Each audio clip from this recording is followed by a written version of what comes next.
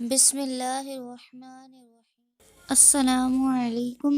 آج ہم سورہ فاتحہ کے 4 فضائل سماعت فرمائیں گے۔ نمبر 1، فرمان مصطفیٰ صلی اللہ تعالیٰ علیہ وآلہ وسلم ہے، سورہ فاتحہ ہر مرض کی دوا ہے۔ اس سورت کا ایک نام شافیہ اور ایک نام سورۃ الشفا ہے، اس لیے کہ یہ ہر مرض کے لیے شفا ہے۔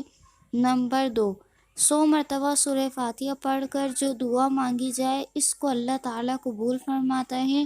نمبر 3، بزرگوں نے فرمایا کہ فجر کی سنتوں اور فرض کے درمیان میں 41 ٹائم سورہ فاتحہ پڑھ کر مریض پر دم کرنے سے آرام ہو جاتا ہے اور آنکھ کا درد بہت جلد اچھا ہو جاتا ہے، اور اگر اتنا پڑھ کر اپنا تھوک آنکھوں میں لگا دیا جائے تو بہت مفید ہے۔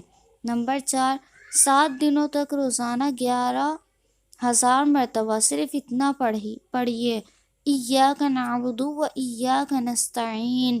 اول آخر 3 بار درود شریف بھی پڑھیے۔